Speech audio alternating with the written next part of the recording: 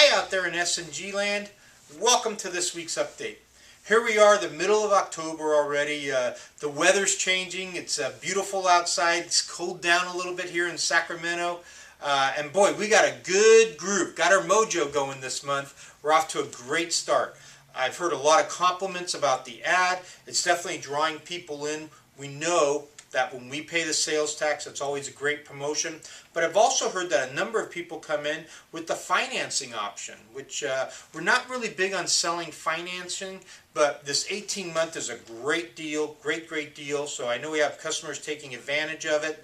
As I mentioned last week, if you do use that financing option, it's important that we put down the proper BP code, which there's one in the computer under BP, and it talks about the 18-month with the minimum monthly payments, and it has the Wells Fargo financing code, so everybody knows exactly which promotion or what the customer got. Okay, what's new? A few different things.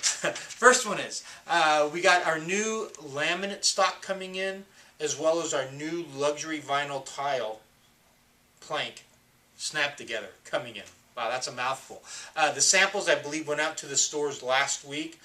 Roger will be shooting a product knowledge video on both products. That'll be up on the website probably in the next few days, and that'll be under the product training or product knowledge category, so take a look at those.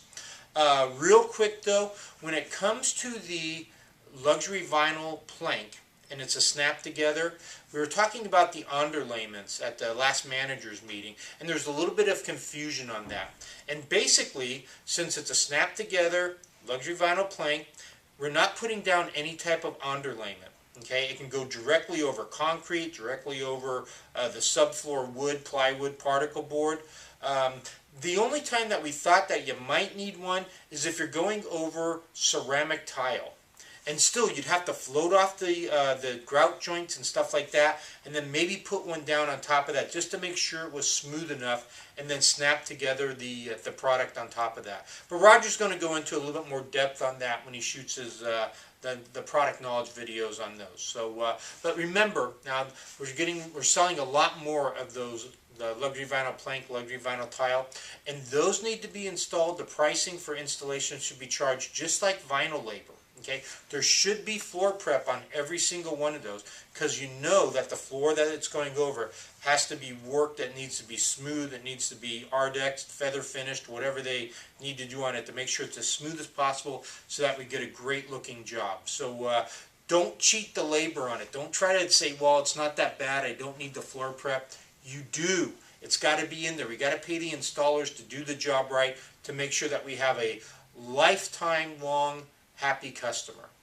Okay, don't get cheap on the labor. Nothing worse than trying to save a couple dollars and then having a floor that doesn't look right. Okay, so that was one thing I wanted to mention this week. The other one was our pay structure. This is something that came up at the managers meeting the other day, and they asked me to talk about it briefly and kind of explain our pay structure.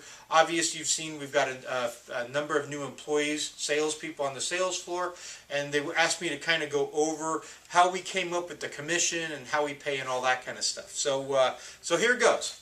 Let's turn back the clock about 3 years ago, and if you were on the sales floor, if you were a flooring consultant, everyone was being paid hourly. And what we felt wasn't really fair to everybody because of the inconsistency. Some people would do really good, then they'd ask for a raise, they'd get a raise, and then their numbers would fall off. Kind of like, not good for the company, obviously. We had other people that were working really hard when they first started, and, they were new, so they weren't necessarily there long enough to get a raise, things like that. We felt that we needed an incentive to keep people working hard and going after the numbers, but we still wanted to keep that team atmosphere. So we didn't want to go all the 100% commission like a lot of floor covering stars are. So what we did, we started doing research, and this is, like I say, this was like 2010. We started looking at this 2011. We went back from the previous couple years. So we did this over a huge sample size. And what we started to do is running the numbers, and we compared what people were making hourly as compared to a hourly plus commission. And we ran tons of different scenarios, and we came up with the number. Okay, but it was extremely difficult to come up with the numbers that would be fair to people. Okay, what we're trying to do is saying, okay, if we paid this % commission, would you have made the same in 2008 as you did totally hourly, if that makes sense. So we did the same thing in 2009. If we paid you X amount commission plus hourly, what would you make as compared to what you did actually make? So we used real numbers and inputting back and forth. But what we found, the bookkeeping side of it was immense. Because obviously every time you have a return, that means you have money coming back off the commission side. If you had a mill claim, there's problems with the job, add-ons and things like that. There's so many different scenarios on a job that we were taking money in, taking money, adding money in, and back and forth, back and forth. So we knew looking at it on the commission side of it, if we were to get down to the penny of it, we were going to have to hire 2 or 3 more administrative people to do it. So what we did is we said, you know what, let's do this. Let's incorporate and say, and again, this is over a 2 or 3 year study, let's just take everything that comes in, okay? Meaning that if it's a mill claim, we're going to count that in your sales. If it's a add-on, PC, we're going to count that in the sales. If the estimator forgot to charge for the stairs, we're going to count that in the sale. So we took the salesperson's number, including mill claims, returns, missed things by the estimators, and we did the numbers and grouped it all together, and we said, okay, to make it fair to the salespeople, if we paid 3% plus their hourly, they would make the same amount of money. Okay, and we said, and we lined up everybody, and it worked by and large for 99.9% of the people. There was only one person that didn't work out quite as well.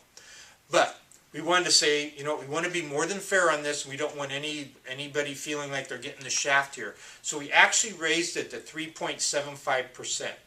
And when we did that, everybody ended up making more money than they were with just the straight hourly pay.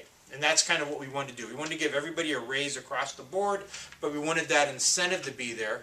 But we didn't want the commission to be so high that we were going to lose the team feeling and the team morale and the team working together. So we settled on 3.75%, which it gave everybody a raise, which happened, I think when we went live on this in 2011 was the first full year.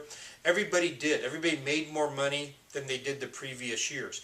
And you will this year, because our sales are up in 2013 versus 2012. So every time that the store increases sales, increases the profit, if you will, you're making more money. So it's kind of like people say, Jim, can I have a raise? And, it sounds like a smart answer to say. And it's like, well, you can every day. You just need to sell that one more customer. So, but anyways, that's how we came up with the numbers. And that's why sometimes for the new people, you're going to see negatives on your paycheck. So if a job is a claim, we got to, for whatever reason, we give the customer money back. Something was missed. It's a mill claim or whatever. You're going to go negative on some jobs. But that was all calculated in when we did when we came up with the 3.75%. So I don't know if that makes sense. Hopefully it does. I was asked to explain it. It's kind of convoluted explanation, but basically from where we were a number of years ago paying hourly, people today are making more money, even though you're going to see that you're going to get shorted sometimes on a job or something like that, and you're going to say, boy, this isn't fair. I sold this. How do I get shorted? Well, customer could have returned it. We could have missed the prep. We could have missed, the staircase. It could have turned into a mill claim, whatever. But that was all calculated into the combination when we came in with the 3.75. So in no way do I want you to think that we're trying to rip you off or get over on you. We're not that kind of company. Okay, so hopefully that kind of makes sense. So don't be alarmed when you see it. Know that it was all calculated in for you to make, to make a fair wage and a good living. Okay. The other thing I wanted to mention is, real quick, is the weather changes. Obviously, you can kind of see it's getting darker sooner. I'm sure if you're watching the news at all, national news, you've seen in Texas they've had some severe flooding. It's already, in some of the areas of the country, they've already had some snowfall. What's that mean to us out here in beautiful, sunny California? Well, what it means is most of the products are manufactured back in Dalton, Georgia. Okay? And the weather in Dalton is still pretty nice. The problem is that when they start to ship it cross-country, you run into issues, you run into problems. What's that mean to us here? What's that mean to our customer is a lot of times the trucks get delayed coming over the passes, okay, coming through Texas or whatever like that. They hit the flood, things like that. They got to shut down. The truck's not running for a day or two. That means the deliveries get backed up, okay? So, especially this time of the year when people are under pressure when it comes to the holidays and wanting to get stuff done, don't overpromise, okay? Give yourself that extra couple days in there to make sure the material gets in the store before we schedule those installation dates, okay? You're going to make the customers a lot happier by and large by giving us that little bit of spread, that little bit of extra time, than telling them that you're going to be out there on Tuesday to do the installation. Then you call Monday night and say, oops, the carpet's still in Nevada. We don't want to do that. We don't want to set ourselves up for failure. So remember that when you're working on the schedules and making those promise dates. Hey guys, thanks for the hard work. If you have any questions, give a yell. Hopefully all that stuff made sense today. Keep going strong. Let's finish October on a high note. Take care. Bye-bye.